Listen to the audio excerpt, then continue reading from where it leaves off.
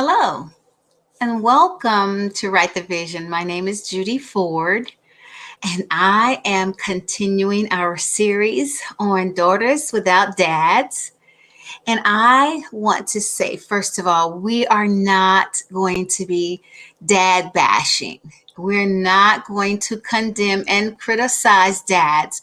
We're only discussing what may be the remnants or issues of daughters who have been affected by them. And hopefully, some encouraging words would be shared with you on how to be healed and whole from being a daughter without a dad. Now, I can talk to this subject because I am a daughter without a dad. And I know that there are some issues that I faced and still face having having not had my dad around. So let's get started. Last week, I talked about the daughters of Zelophehad. It's a hard name to pronounce. I tried to get this right. So Zelophehad, that's his name, Zelophehad. And Zelophehad had 5 daughters. But on the way to the promised land with Moses and the rest of Israel, he died. And when they actually reached the promised land, Zelophehad had 5 daughters who wanted to receive an inheritance, but because of the tradition and the statutes, the laws, the way they were set up, daughters were not to receive an inheritance. It had to either go to the father or to the sons.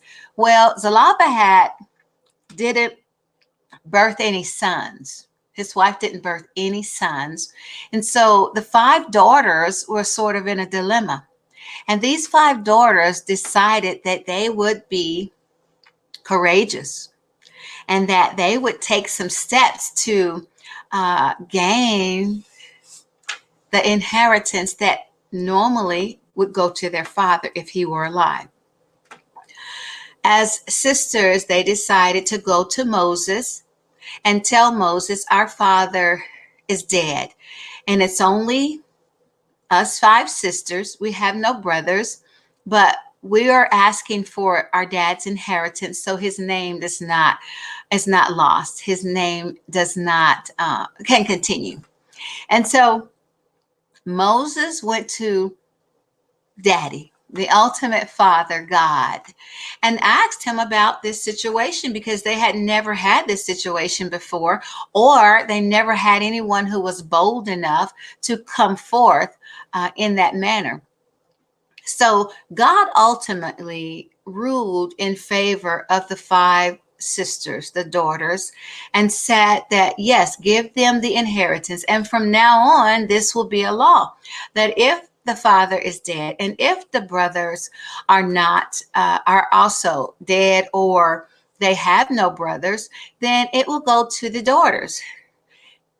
Now, and then there was some more to go with that. If it didn't have any daughters, then it would go to these people or these people. But actually, these sisters, these daughters of Zelophehad, changed the world. That's amazing. They were amazing. They changed the world. But I want to talk to you individually about the sisters. And one in particular, I'd like to point out first of all, and she was the firstborn daughter. Now, you know that during those times when parents had children, they named those children certain names that had meaning behind them. They either had a positive meaning or a negative meaning. And so for the firstborn daughter, the mother named her Maklah or Maklah. It's spelled like Mala, but it's Maklah in the Hebrew rendering. And so I looked up her name and I was shocked and appalled to find out what her name meant. Her name meant disease. Why would anyone name their child disease? Disease. And so I had to go look up the word disease again. I couldn't believe that it couldn't be the disease that I thought it was, a sickness or infirmity or weakness. Certainly not that. So I looked it up and it sure did. And it says a disorder of structure or function in a human. And I thought, why was she called disease? And I prayed about it and thought about it. And what came to me was that he had no daughters. And McLaw may have been a disappointment to her dad. She was the person that was the firstborn who should have been a son. You know, you have parents and different people who say things like that. You were a mistake, or you weren't supposed to be a girl. We were fully expecting a boy. And, we got you. And it can be sort of disappointing. And during that time, mothers wanted to have sons. They would, beg their husbands to give them sons as though they were God and they could do that. Um, and Hannah was one of those people who begged for a son, and God actually gave her one. But women wanted to have a son because they felt like it was a curse if they didn't have a son. So think about that. McLaw was born first and she wasn't a son.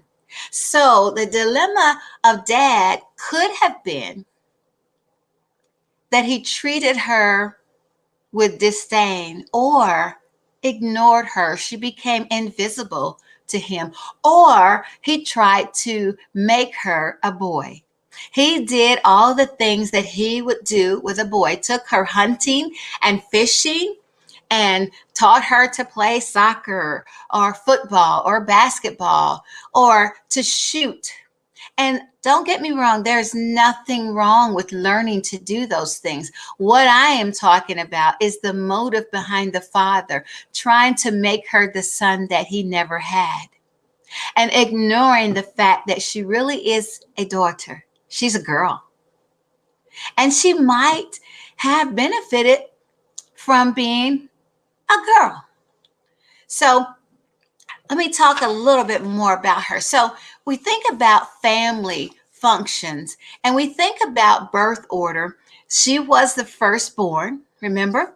So normally the firstborn in a family is sort of a leader. They have these traits of a leader, whether they're taught them or they have to learn them through a process of experience with their younger sisters or parents. Normally they're the leaders, but I'm sure McLeod didn't really know that back then. She didn't really understand that. Now, she might have even tried to assimilate to what her father wanted her to be. Maybe she learned all the things that would make her father proud and overlooked all the things that she really wanted to do. And she learned to fish. She learned to shoot. She learned to play basketball. She learned all these things that a boy would learn at sacrificing herself. Maybe she was like a tomboy, but she wasn't a boy. Maybe her daddy ignored her out of his pain of not having this son. And so she was trying to make up for that. Maybe even her mom despised her or was saddened because she could not produce a son. But I want to tell you something. Regardless to what happened with Mala, she was still a firstborn. And she was a leader, whether she knew it or not. This going to Moses with her sisters made her a leader and made her courageous. She still was able to experience the blessing of being a firstborn because at the end, she received the inheritance with her sisters. She probably during her lifetime experienced some shame or some pain, but she was able to turn it into something positive. So I thought about this. Maclaw's pain was turned into prosperity. Her shame was turned into shekels. That's money. Her disease was turned into a design of a beautiful woman with an inheritance with her sisters. She had what she needed because the ultimate father, God, ruled on her behalf to give her the land. And if you are anything like a Maclaw, I want to encourage you today that you can receive your inheritance too. Now, the inheritance that we spoke of in the Bible normally was land and cattle and things to survive and to prosper. But let's look at it a different way. In this time, maybe we do want the inheritance of land and the material possessions, but I look at it as peace. For me, peace is an inheritance. Joy is an inheritance. Being able to love the life that you're living, being able to live without worry, just peaceful, being able to be a blessing and to live the life that God intended for you to live. Living out your purpose is an inheritance. It is a positive thing. And those are the kinds of inheritances that I think are most important in this day and time. And I want to tell you, all of you who felt like McLaw, you felt invisible, or you felt overlooked, you felt like you didn't matter, that you were a mistake, that you had to transcend into something else other than the beautiful butterfly God made you to be. You can receive the inheritance of peace and of joy and of living out the purpose for which you were born and being who you truly are at heart. You can be that through a relationship with God through Jesus Christ. God awaits your call, so go and ask God, what do you have for me, Lord? I want my inheritance from you, Father. Go ask. Thank you, guys. I love you. Bye.